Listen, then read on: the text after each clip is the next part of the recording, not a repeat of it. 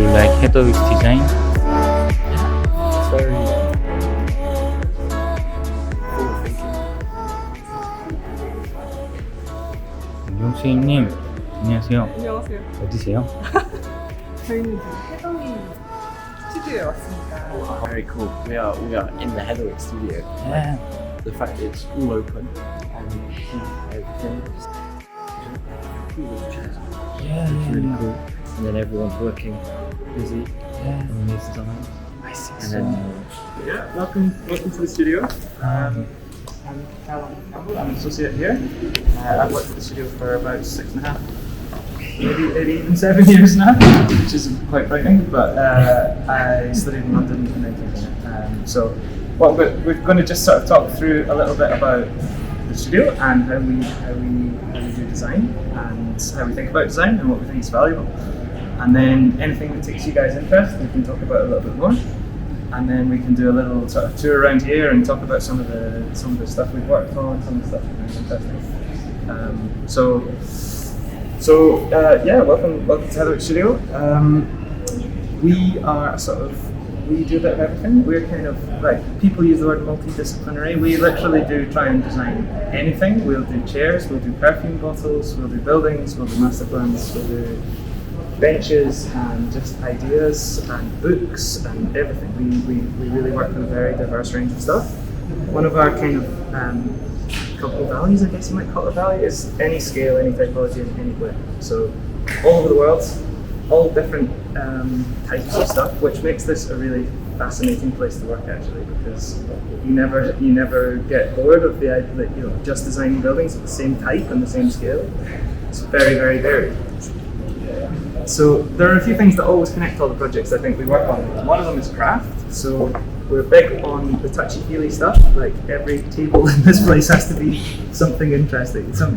It's all about craft, how things are made, the materials that they're made of, and the idea of sustainability, of course, is central in design, and especially in the construction industry, it's a major element in the conversation about sustainability. But I think we really feel that sustainability also relies on love. If people really love stuff, it lasts a lot longer because people look after it. If you build something very mathematically sustainable and people don't love it, especially in the construction industry, it'll get knocked down. People will replace it. So I won't dwell too much on HYUNDAI, but we've also launched a campaign. This is the big eye. We've launched a campaign called HYUNDAI, which is about trying to push for the value of good design. And my favourite page in the book is this one, which is about the scale. So we talk about things at city scale, capturing your attention, things at the scale of the street, and things at the scale of the door. So bear that in mind when we talk about design. This is our studio. This is Making House. This is our house that we've made for ourselves in the last couple of years. We've always been in King's Cross for 25 years, just over 25 years. But we finally bought this building, 4-storey building, that we're gradually in the process of turning into our house. And we're here for the long term, so this is kind of our place to play, experiment, try stuff. At the heart of it has always been, in every building we've had, has always been the workshop. So at the moment we go right to the front door, up to the back of the building. It's a big, long, linear workshop we'll go into later. But one of the principles in this place is we're all makers. We should all be making stuff in the physical as well as just digital. It's very easy to default to digital design nowadays, especially in big scale projects. But they both offer value, right? So in the computer you can model without gravity. You can test stuff digitally, you can document stuff. If you want to talk with an engineer, it's a lot more useful to have 3D information, 2D drawings than it is to have a play model. But on the other hand, if you build stuff in the real world in there, you understand the material, you have a lot more fun, you find stuff out by accident, you learn the limitations of materials as well, and obviously you get a break from looking at the screen. So that has happened throughout our whole history. So this over here is a pavilion, which we now use as a meeting room. Someone's having a call in there just now. This was Thomas's student project at the RCA. But if you look at this from 1989, 1990, it's the same as it always has been. So we make stuff in 3D with our hands, and we test stuff digitally. You get the benefit of the computer, but you also use what's done by hand. And they inspire unusually. Another sort of key value is this, which looks really dull, but post-it note studies. We have this. It's kind of a thing in the studio that we always try and. If you can't capture the idea in a post-it note, it's probably not a clear enough idea. So it's this kind of sense that you should be able to, first of all, find out what is the question, what is this project trying to do, what is the question you're asking. Then you can start thinking about design. And could you explain it to your grammar, basically. So the post-its are really helpful. It's actually a really useful limiting tool. If it takes 5 slides to explain it, it's too complicated. Like, get it down with post-it. So I thought I'd quickly go through 2 examples of 2 live, or not live, but two projects that I think demonstrate some of these studio values. So first of all, I'll do a big one, which is UCB Windlesham, which is a science campus. This is the project that I'm the project leader for, that's been going on since 2021. So this is an architectural project. So how do you create a home for scientists in a science campus? And we inherited they bought this campus, a whole bunch of existing buildings, but it's quite a soulless place. And these people they're literally thinking about the future of humanity. They're coming up with ideas in a sort of creativity that isn't like the design school creativity necessarily, but these are genuinely very highly creative people with incredible minds, and yet they exist in these really dull, boring places. So could there be some sort of soft heart inserted into this? What might that bring? The project was about creating a heart on this campus. This, for the first time, is going to bring all of UCB's scientists together in one place, instead of being all disconnected, a bit like we were before we had this building. So maybe it's a heart, maybe it's a brain that we're creating in the middle of the science campus. What could that building do? So could it be a circulation space? Could it have moments of meetings and chance encounters between people that, biologists and chemists that normally go to 2 different campuses? What if we brought them together? And then we had this idea of a sort of connected ribbon that might somehow connect lots of unexpected things. So we play with that digitally. These are some very, very day 1 or 2 ideas in the computer about what if you had a ribbon that connected buildings together, and we play physically. So we get bits of paper, bits of card, bits of foam, bend stuff. What kind of geometry do you get out of that? Does it create some interesting little pockets of space you might not expect? And then you're going to have more fun digitally. So maybe you do some painting, or what would the feel of that space be? What if it was made of timber? What if it was all carved? So it's kind of what I was talking about before, that play between the digital and the physical. And then these are just some early stage shots of the spaces we started to find. When you fold a bit of paper, maybe that creates a really interesting meeting room, or perhaps it could create a cafe counter or something. And then you go back to the digital, but you become a bit more serious. How do you standardize curves? How do you make this economical to build? How would someone actually put this together? So back into the digital world. And then again back into the physical world. What if you take those rationalized curves, then what does the geometry give you now? You've got a bit more control. And then lots of architectural stuff happens. We talk to lots of engineers, lots of different people. And now, this is about a week ago on site, now we have the beginnings of the real building. So the timber frame exists now, it's actually happened, and it's not that dissimilar from our paper model that we made back in 2021, which for me personally is really, really cool. And then, so that's a big project. It's an example of working with the paper and working with the digital and playing with stuff and back and forth.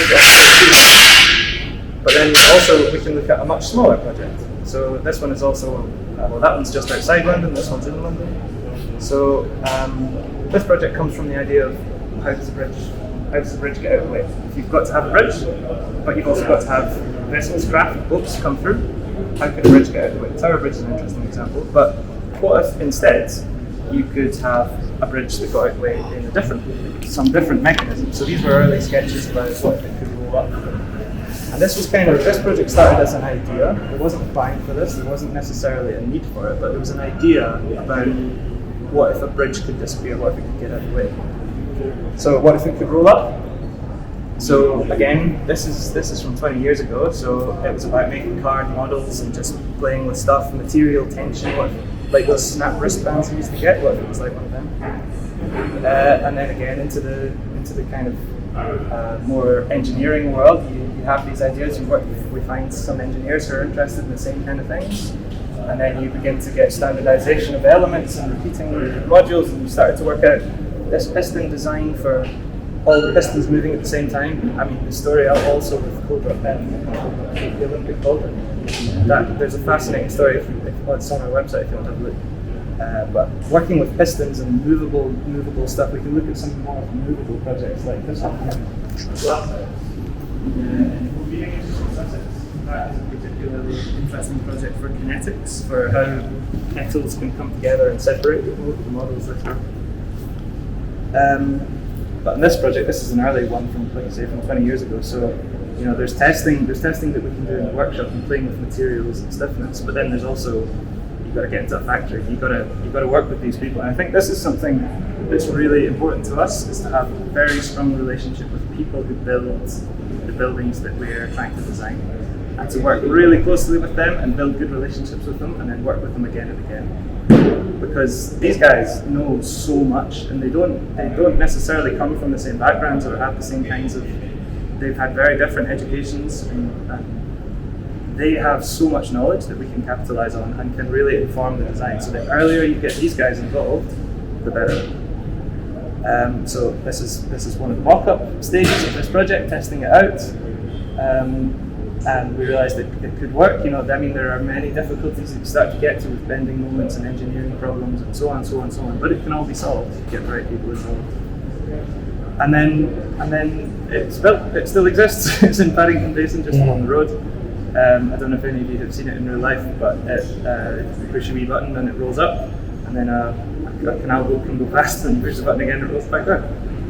So it's a fun example of something really playful that we try and just inject a bit of fun. I think that's probably the other element of our design ethos, is just don't be so serious and just have a bit of fun.